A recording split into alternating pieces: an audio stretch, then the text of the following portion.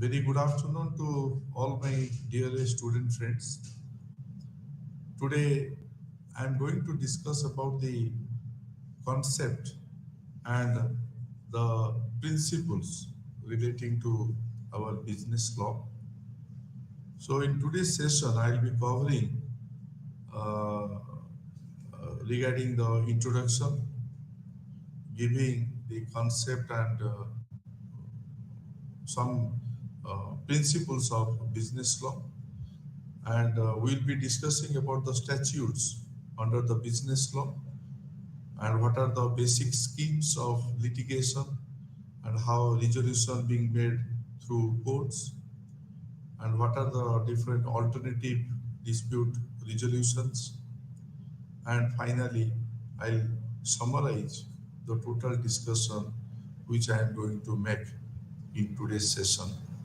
So after hearing all these, students will be able to understand the important concepts of business law. Apart from that, the student will be able to appreciate the various principles which are there under business law. And in addition to that, also a student will be able to explain the statutes that fall under the business law in India, and students will be able to discuss for the dispute resolutions, including, I would say, the alternate dispute resolutions. So to start with the introductions, as I told you in the last class, law has become an important part of any business activity. And we are talking of business law.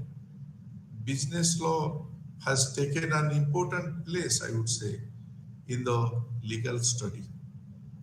Business law provides the legal framework.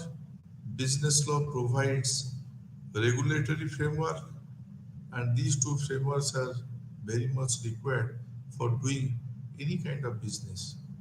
So it includes the study, the study of legal compliances and legal compliances related to any business activity.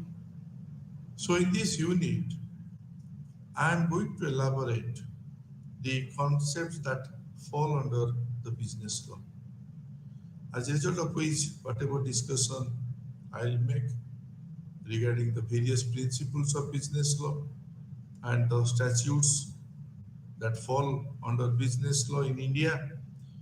So the unit, the deliberation, also will examine the dispute resolution mechanism for resolving business disputes, including your alternate dispute resolution mechanisms. As a matter of fact, when we talk about business law incorporates into a ambit the set of laws that direct the process of formation and that will provide continuance of business, setting forth the laws, in fact, which establish the rules, and those rules that the companies follow, those rules that enterprises follow. So as a matter of principle, all legitimate businesses, they need to operate within the framework of the law. So that is why you always say that nobody is above law. So it is essential for persons working within the business, persons working within the business world, to have some kind of understanding, to know how law works and how law affects their businesses. For example, we are going for a contract. A contract will only be of some value to a business if it is legally enforceable. So the law sets down those rules for setting of the business, rules for the administration of certain types of business, rules for your governance, that means governs the areas of employment of the staff. Although we have specialist legal advice, which is also usually obtained as and when required on specific legal issues.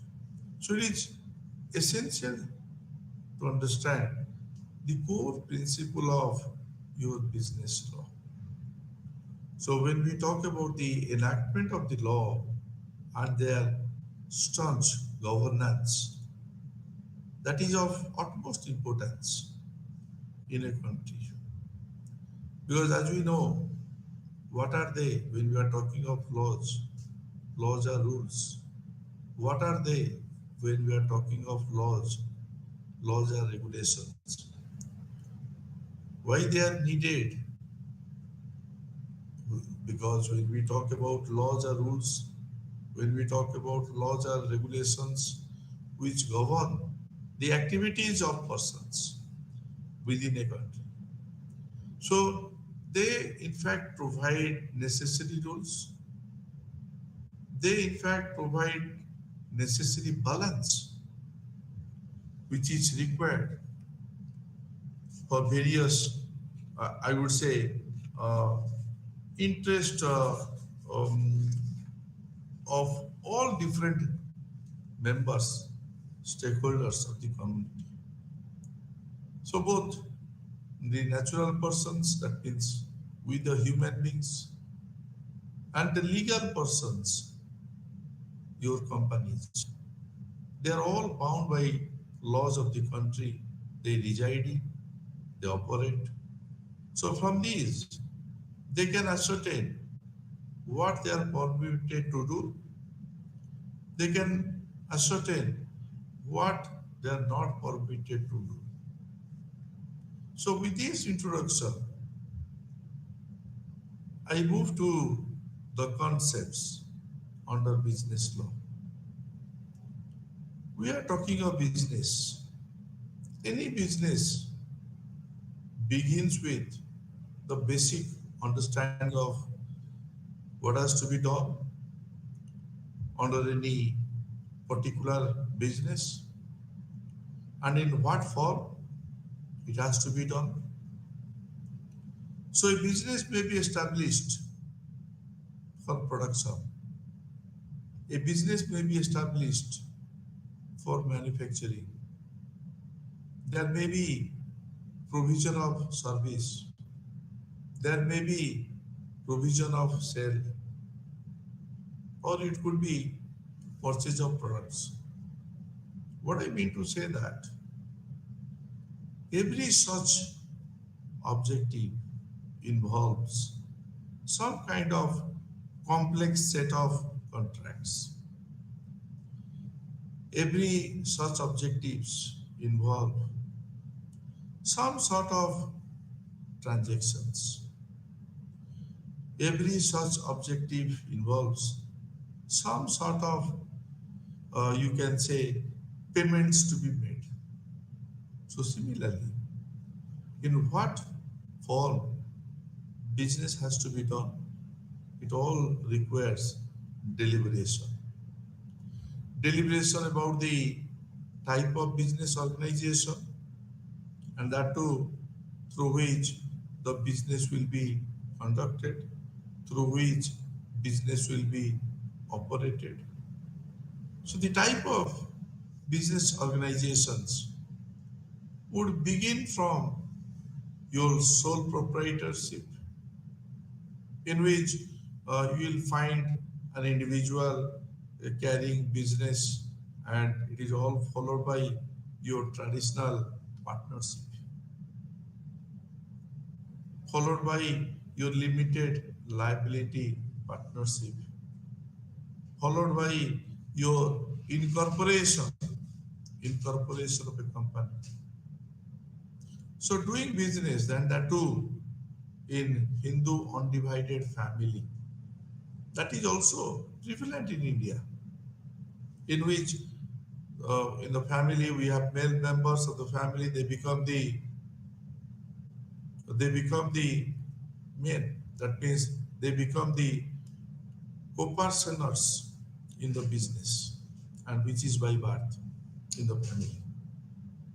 So the business is conducted by the Karta of the family. So therefore, you have certain concepts which are becoming important for any entrepreneur to understand. Like whether the business involves sell, whether the business involves purchase. Suppose it is yes, that is the basic concepts relating to contracts of sale should be well known. Similarly, whether you are talking of a business involving production, whether you are talking of a business involving manufacturing, so the answer is yes. So you have basic concepts relating to the contracts, you have basic concepts relating to your intellectual property, you have basic concepts relating to your product liability, your contractual liability, that should be known. Similarly, when we are talking of a business, whether the business involves formation of a partnership, so the answer is yes, depending upon the type of partnership. So you look for the process of formation and what are the forthcoming liabilities of the partners. That should be very well known. But in traditional partnership, I must tell you that registration is not mandatory, but it has serious consequences in reducing the remedies for the partnership against any kind of third parties. Because you have partnership deed and the partnership deed is advisable to be prepared as such partnership which will have unlimited liabilities of partners. Because LLP, limited liability partnership, they provide opportunity to enjoy the benefit of partnership with limited liability of the partners, and this is through incorporation of limited liability partnership. Similarly, whether the business involves incorporation of a company, so the answer is yes. Which type of? Because if the business involves incorporation of a company and you are getting answer yes, so now the next question would be, which type of company will be suitable for the business? And that should be understood first. Generally, a limited liability company should be constituted for business, and that too business involving capital, business involving financial risk.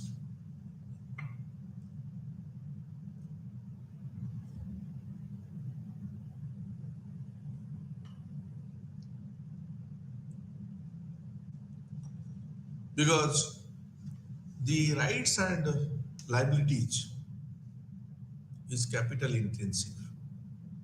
If the answer is yes, obviously it should be known how the capital would be raised, and the capital raising through public issue or capital raising through borrowing.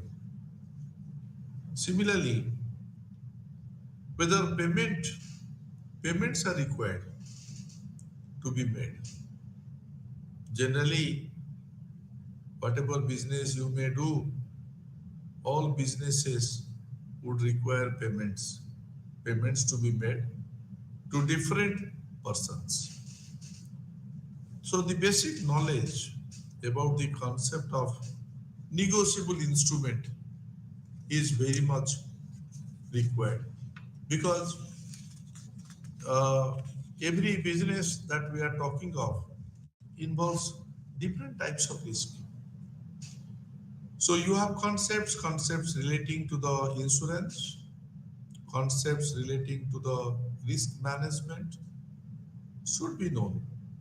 And accordingly, your risk perception should be ensured through proper insurance policies. Similarly, you may talk about disputes. Disputes are also part and parcel of doing any kind of business.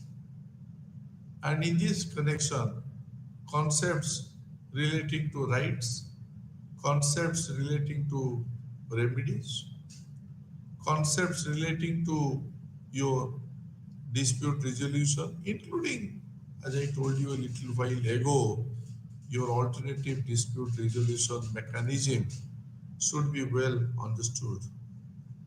And apart from that, the legal compliances, the regulatory compliances should be properly adhered to by all businesses.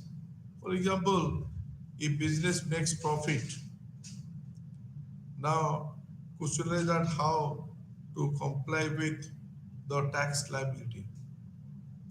Similarly, you may talk about if the business involves some kind of offshore transactions, how the tax liability should be covered. And in fact, that becomes important for any kind of business to run. So, with this, I make a move to the principles of business law. So, the first principle which strikes to my mind, that is your law and morality. So, we have natural law school. It postulates that the law is based on what is correct. And if you look at the natural law philosophers, they emphasize a moral theory of law. What is that moral theory of law? Law should not be based on morality. Law should not be based on ethics. Because natural law is discovered by your human any um, through the use of reasons and choosing between what is good, what is evil. So the very efficiency of the legal system depends on the moral attitudes towards the action of your, you can talk about um, towards the notion of your legality. Since conformity with the law is not in itself a legal matter, but a moral obligation will be there. So every law can be or should be evaluated from a moral point of view. And the law cannot, at the same time, law must not regulate everything, every aspect, and each moment of our lives. That is not possible. So, in both the cases, the law will tell us that how to proceed, but not what we should do. So that is the case when we talk about businesses. Businesses, when we talk about, even though they have moral obligations, and the business law acts as a guiding force to fulfillment these moral obligations. Morality is always achieved by following the law, not only in letter but also in spirit. Similarly, another principle which is coming to your mind, that is your business ethics. Business being part of the society, and in fact,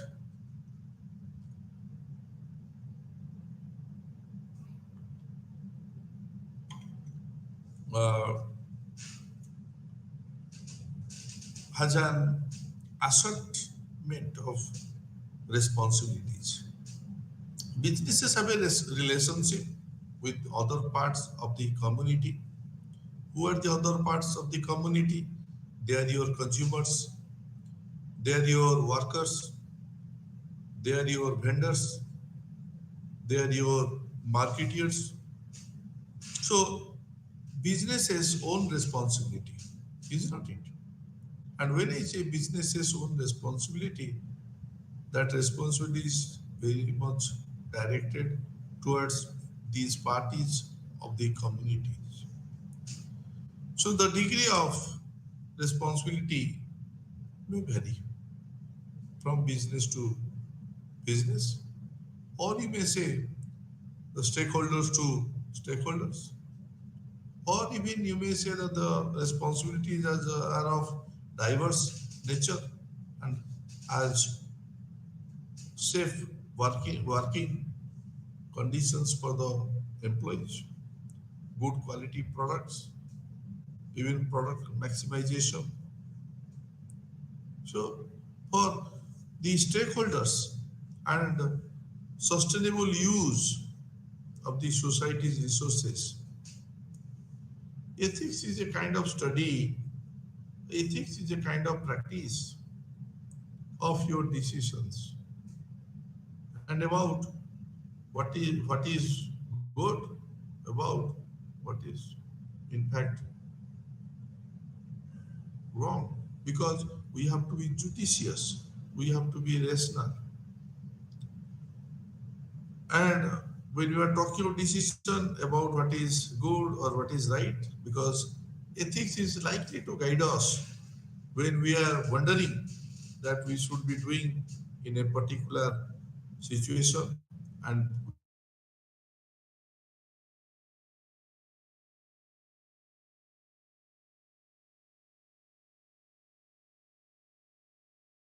we are special problems and providing special opportunities. Uh, in fact, businesses people they experience. So we have a very ethical, small ethical, I would say, dilemma. That is a problem about what a farm should do, for which there is no clear, there is no right decision is available. But at the same time, the business ethics, what it does, guides decisions made within the farms. So, in other words, we can put it like this, that ethics help as a guiding force, guiding the law, because law and business, because law and business ethics, in both the cases, they guide decisions and they guide decisions within the farms, and ethics help in guiding the law. Then you are more concerned about the law and the business houses, business establishments. Ethics serves as an interactive, rather you can say, interactive session, and we have many assessing each other, and the principles of contract law, for instance, what it does, it facilitates market exchange, it facilitates your trade business, and the parties to an exchange, they can count on the enforceability of agreement. And legal rules as it is there, and it governs the exchange which have been saved uh, in fact, large part by our sense of, you can say, commercial ethics. Because law, in fact, dictates how a person must behave. And when we are talking of that law dictates how a person should behave,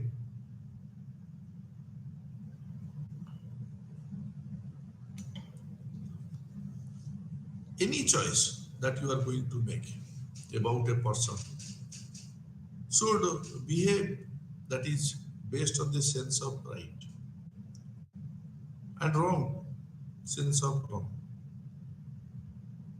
That is an ethics decision because laws represent society's view of basic ethics rules.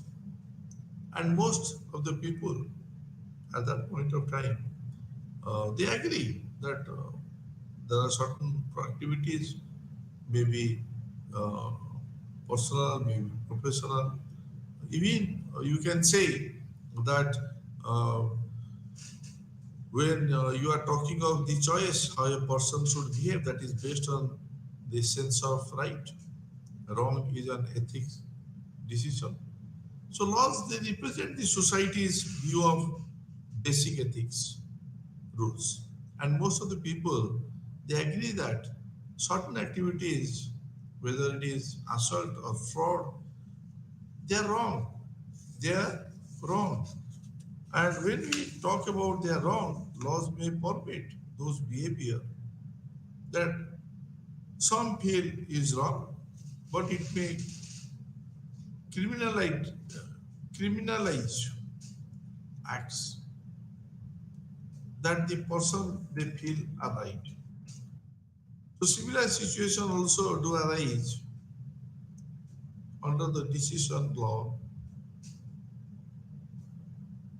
and in both the cases, similar situation arise under the business law. For example, we have Factories Act 1948, and it permits Factories Act 1948 permits employment of children above 14 years of age. This may be wrong for some people, however, it has been permitted under the business law for their earnings. They can allow them to earn some kind of earnings according to the provision set out in the law.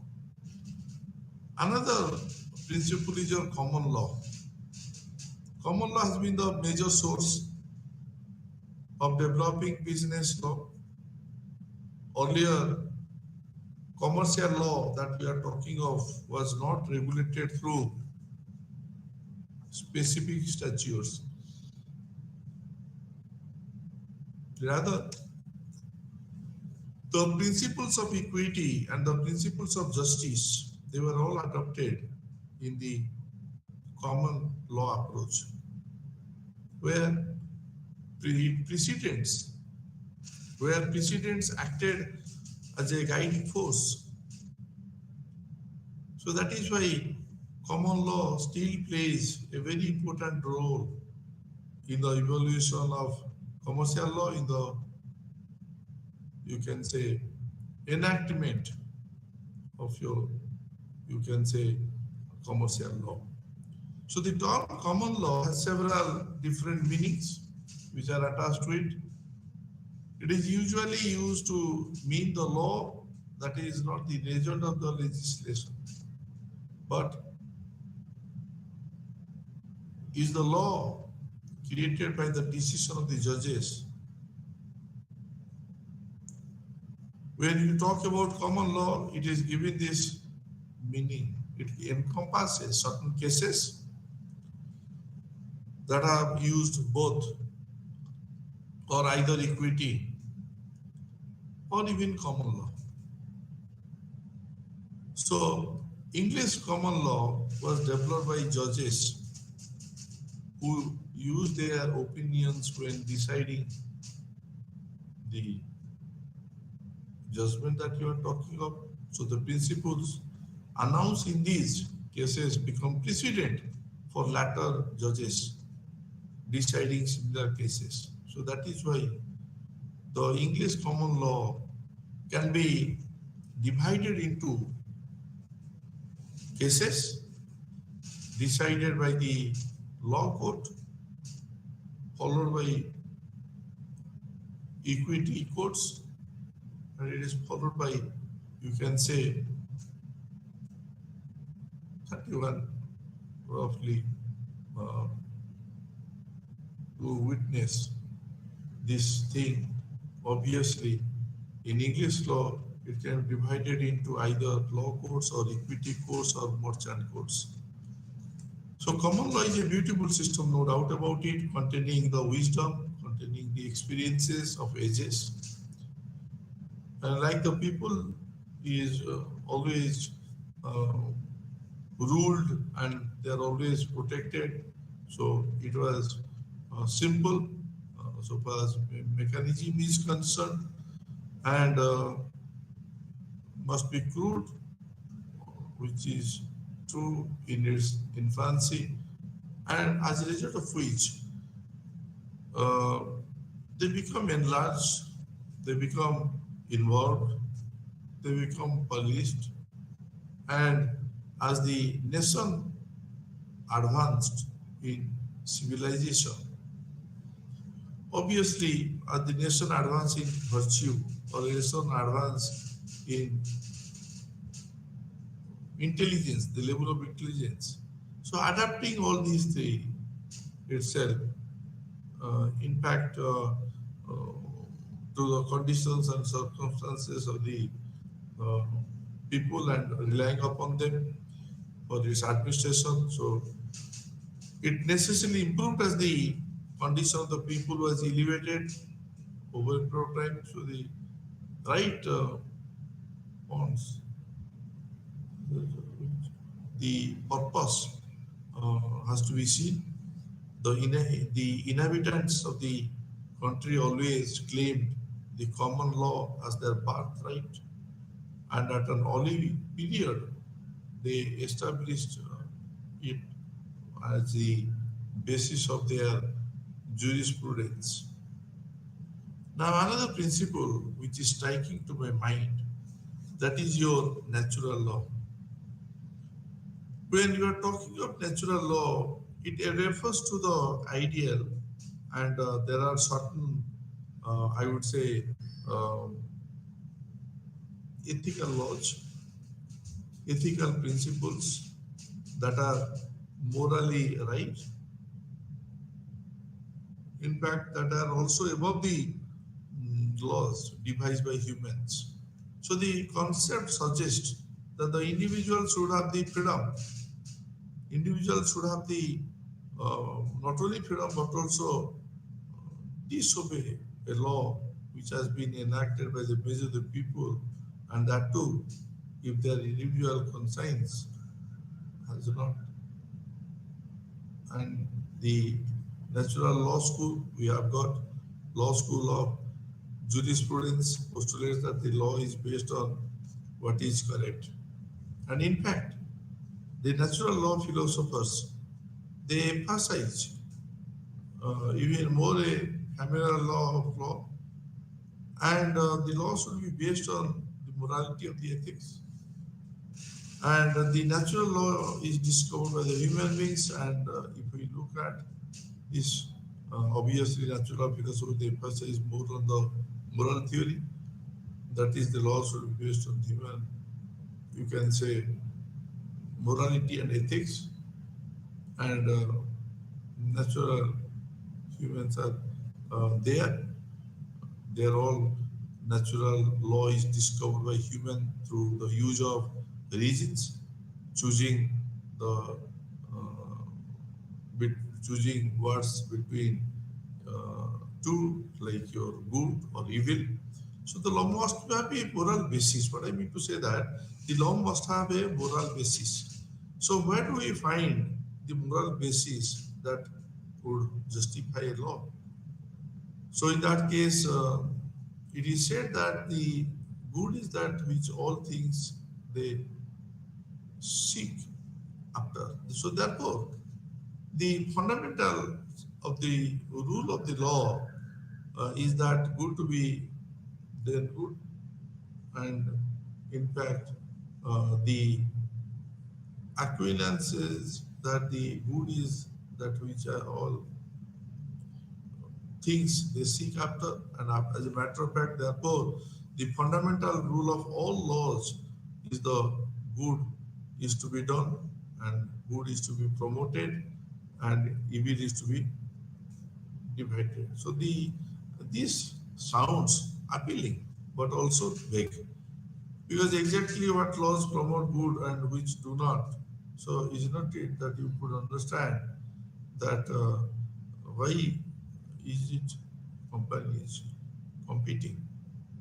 So the sounds are appealing, no doubt about it, but also vague, because exactly which laws promote good and which laws do not promote good.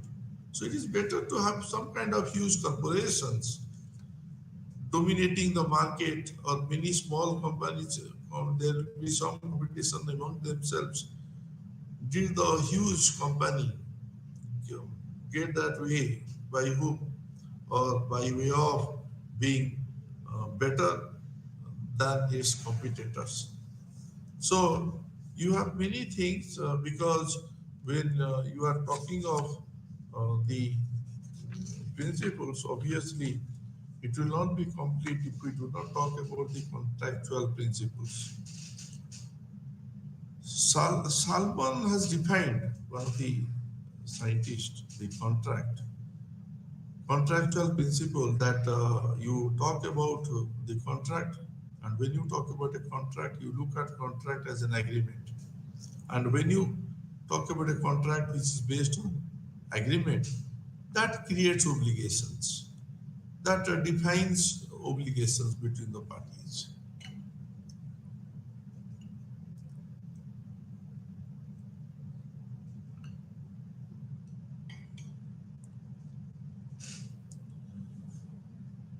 And obligation between the parties, because we have got section 2H of the Indian Contract Act 1872. So Indian Contract Act 1872 section 2H defines the term contract as an agreement, and that agreement which is enforceable by law. And this also means that a contract is fundamentally an agreement, and you have a power to legally bind the parties. So a contract is an agreement that is enforceable by a court of law. A contract is an agreement that is enforceable by your equity. So every contract involves at least two parties. So the offer, or is the party who makes an offer to enter into a contract, the offerer. The offeree, another, is a party to whom the offer is made. So while making an offer, the offerer promises to do or to refrain from doing something, either promises to do or refrain from doing something. So offeree then has the power to create a contract. And how it is created? By accepting the offerer's offer. So a contract is created if the offer is accepted. And in other words, no contract is created if the offer is not accepted. So we are talking of business. All business laws have an element of contractual relationship, which are all governed by the law. So Indian Contract Act specifies the essentials of a valid contract. Also, stating the various provisions contained therein and those provisions that govern its enforceability. Because simple transactions such as purchase of goods, purchase of services, uh, if we go for is a contract which attracts various statutes under the business law. Another your principle is your equity and fairness because equity and fairness is an important principle of business law. So we have provisions under the business. The provisions under business seek to provide equitable treatment to all. So there are laws which vary according to the size, size of the business organization. There are laws uh, which vary according to the nature of business activity, thereby differentiating between the business and the laws applicable to them. So one such example can be the provision of your corporate social responsibility.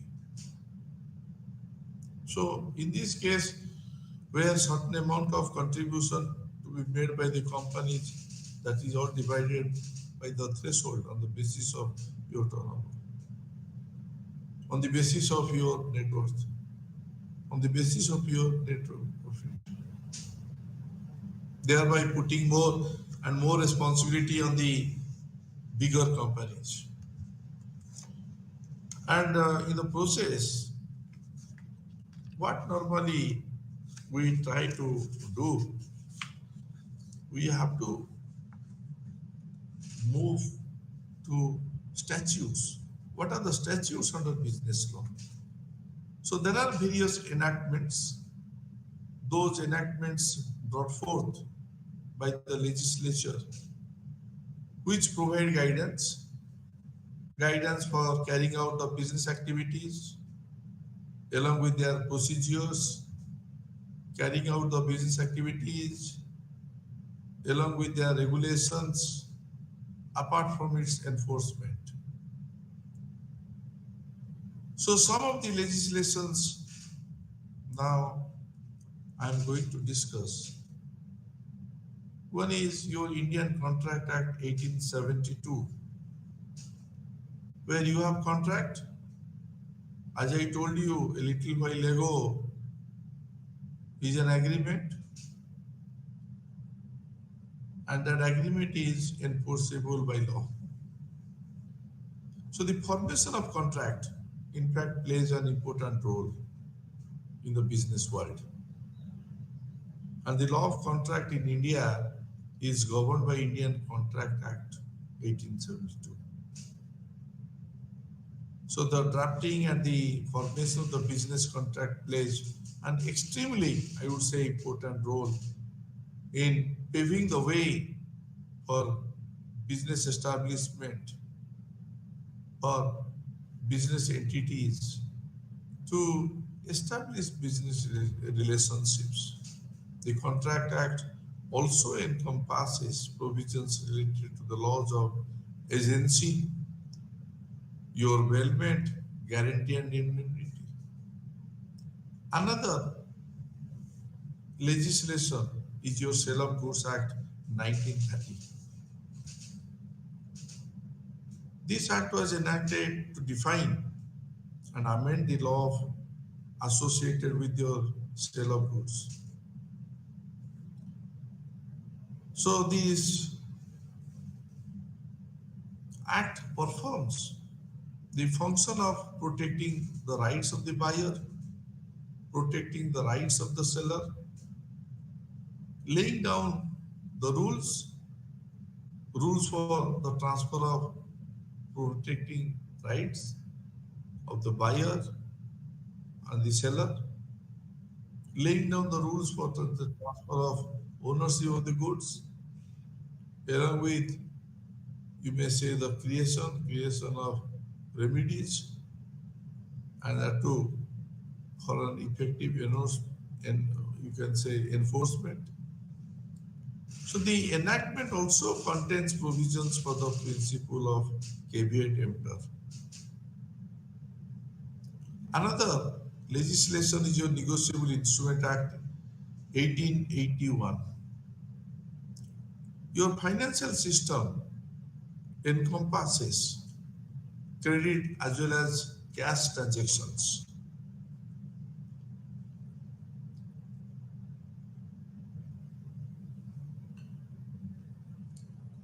All transactions under the wing of finance are either dealt with cash payments or there will be issuance of negotiable instruments. What are those negotiable instruments? Such as bills of exchange, checks, or hundies, to name a few. So we have Negotiable Instrument Act 1881. This is an act to define the law relating to promissory notes, law relating to bills of exchange, law relating to your check. So this enactment also ensures one thing, that the obligation which is arising, that means that are all assumed by the issuance of check as a mode of deferred payment and are very much honored. Similarly, we have Indian Partnership Act 1932. Here in the Partnership Act, it governs the relation between the persons engaged in a business who have all decided to share the profits on in that particular business undertaken by the one person or any person on behalf of the all. So Partnership Act is also one amongst the bundle of laws and playing some kind of important role, maybe in regulating any kind of business relations. Similarly, you have Limited Liability Partnership Act 2008,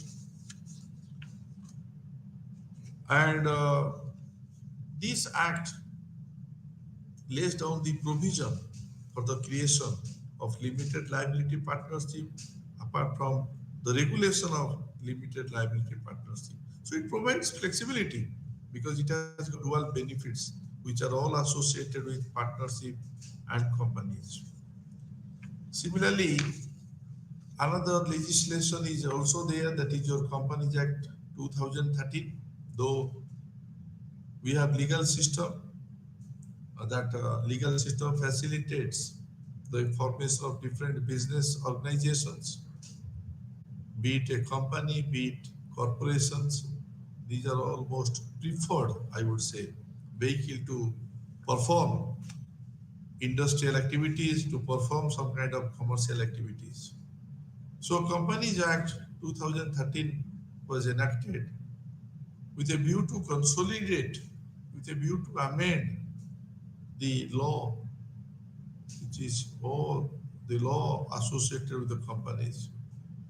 So the provision of this act shall be applicable to every company. Every company formed under the present or the previous act was the Companies Act 1956. And when I'm talking of Companies Act 2013, that is through amendments. So the enactment shall also apply to the insurance companies. These are all applicable to banking companies, companies engaged in the electricity generation, everything. Similarly, another legislation we have got, that is your employment and labor law. Because employment and labor law, when we are talking of, obviously the law comprises of laws and rules that aid in the enforcement, that aid in the regulations governing employer-employee relationship. So with a view to consolidate the different legislations dealing with the labor employment uh, and dealing with the industrial disputes, dealing with the wages, dealing with other employment concerned matters. So this branch of law, which is traditionally governed by your contracts and numerous legislations. Similarly, we have got tax laws because financial obligation in the form of taxes that are all levied on income, that are all levied on capital gains, that are all levied on sales, that are all levied on your property. So that is by the state government, your central government, and they also by local authorities like your municipality is involuntary in nature. So while direct taxes are levied on taxable income which are owned by individuals or the corporate entities, the burden of the deposits, the burden to deposit taxes, you can say that is on the assessees themselves. On the other hand, if you are talking of indirect taxes, such as goods and service tax, they're all levied on the sale and provided some kind of provisions of goods and services respectively, and burden to collect taxes, burden to deposit taxes, that is on the seller's interest of the assessees directly. So we have got Income Tax Act 1961, that is the legislation dealing with the areas involved under direct taxes. Similarly, you have got antitrust laws. You have got Competition Act, which came into force in 2002. That is an economic legislation for the purpose of bringing about economic development in our country. Because the primary aim of this piece of legislation, Competition Act 2002, is to avoid practices having anti-competitive effects, having adverse effect for the advancement of the competition in the market, to safeguard this kind of interest of the consumers, to safeguard some kind of, you can say, for the purpose of keeping the interest of the consumers, safeguard the interest of the consumers, and you have to give guarantee to the freedom of trade, having no adverse effect in the market to the market participants. So the legislation is the successor of Monopolies Restrictive Trade Practices Act 1961, and now it has been replaced by Competition Act 2002. So similarly, you have got finance laws. Apart from that, also the securities laws and regulations, because security laws and regulations, they are all known as your capital market laws, and they comprise the bunch of laws with so much of rules which are primarily made to oversee the issuance of securities. So securities laws and the regulations, they advise the corporations on the steps that need to be undertaken for the purpose of offering their investments to the general public. Similarly, you have got International business law, because international business law involves the sale and purchase of goods that is across the border, and it is the principal, in fact, determinant, I would say, for the aspect and those aspects which are very much related to the international trade, those aspects which are very much related to your globalization. So the major benefits of the international business law, in fact, transactions, including increase in the level of profits, your availability of advanced technology, and your raw material availability, that is to be seen. In addition to that, also we have foreign exchange laws, because in India, the foreign exchange regulations which are governed by Foreign Exchange Management Act 1999, FEMA. Earlier it was FERA, now FEMA has replaced FERA. So Reserve Bank of India, being the central bank, is very much entrusted with the responsibility, is very much interested with the management of the foreign exchange. We have also, for the purpose of protection of the interests of the consumers, we have got Consumers Protection Act 2019, which is very much intended to protect the interests of the consumers and laying down the rules for the settlement of consumer disputes.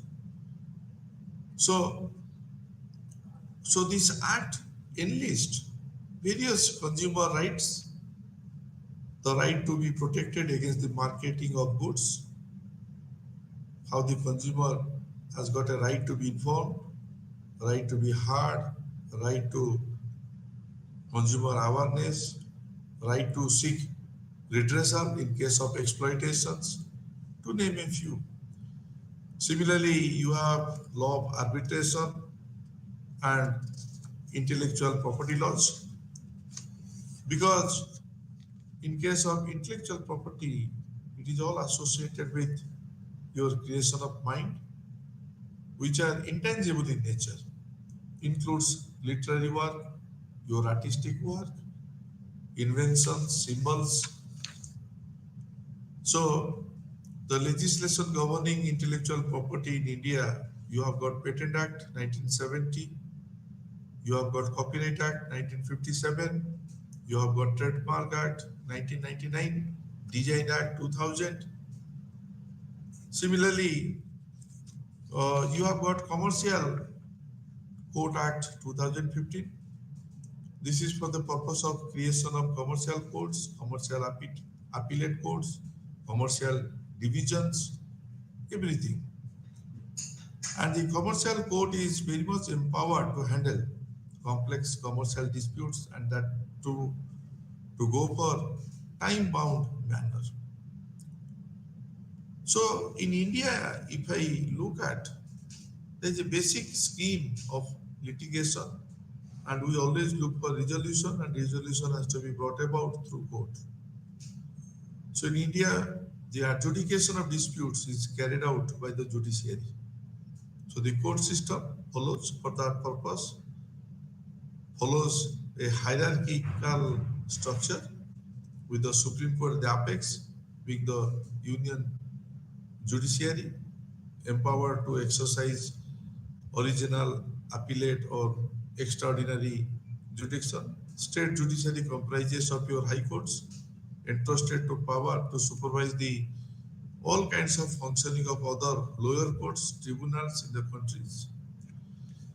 Apart from that, also you have alternate dispute resolutions, because the path of litigation and use of court to resolve the commercial dispute usually takes years to solve, and it is also costlier affair due to the legal fees and expenses. So during the process of litigation, the normal business operations are hampered, disrupted. So in that case, in order to avoid these issues, the businesses usually prefer mode of settlement without involving the courts. So here the disputes are resolved outside the court judicial system, outside court judicial system. This is often referred to alternative dispute resolutions. This is being increasingly used to resolve legal problems as it provides many benefits in terms of, you can say, quick redressal, quick resolution, the much cheaper also than the litigations. So uh, we have very robust uh, system, and there is diverse set of legislations, rather I would say, which are enacted by the law making bodies for the purpose of promoting effective regulation, promotion of business activities, because these are all helpful. They all aid in designing a framework, that kind of framework which encourages smaller business enterprises to expand their business offering to a level playing field. So, business laws, in fact, play a significant role, I would say, in shaping the economy of the country. With this, we come to an end of today's discussion. Thank you very much. Have a nice time. Good day.